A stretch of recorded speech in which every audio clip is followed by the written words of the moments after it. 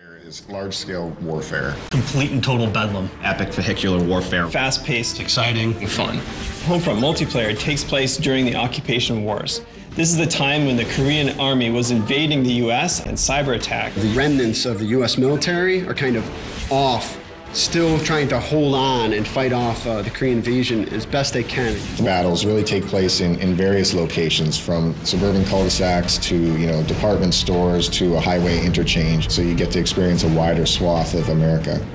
The multiplayer design goals really stems from wanting to build a large-scale warfare experience to really be the category leader in that audience. Make it accessible, make it intuitive, but most of all, make it a lot of fun. So you have infantry, you have drones, you have tanks, LAVs, helicopters, all those brought together in the battlefields. There's a lot of action going on. When you play Homefront, there's a tank rolling in, getting blown up, there's a helicopter overhead. We want to bring all those tools together into a really tight, cohesive package. What we're really trying to do is make the game play different than any FPS that you played before.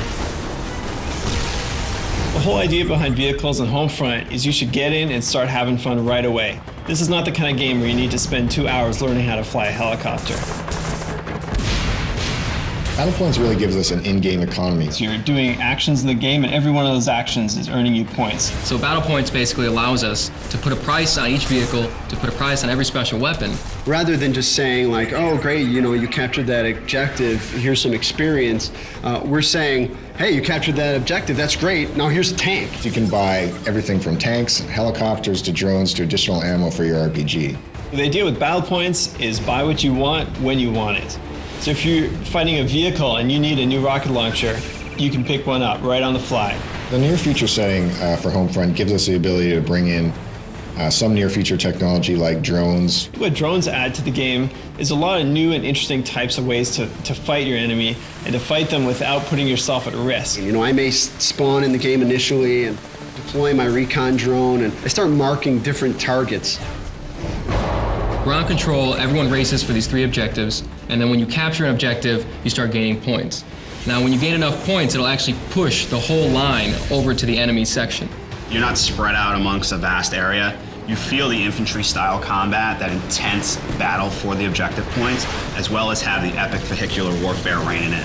Ground control is different from other objective-based game modes because you get to fight over new spaces. The objectives will move to different locations, and you'll have to use new strategies when you get to those areas. So in essence, you're not just playing on the same map for 12 to 15 minutes, you're playing on 2 or 3 different maps, because all the gameplay is localized around those objective points. And as players start earning points, you're going to start seeing some tanks on the field, some helicopters. The battlefield evolves in a way that you see something different every minute that you're playing.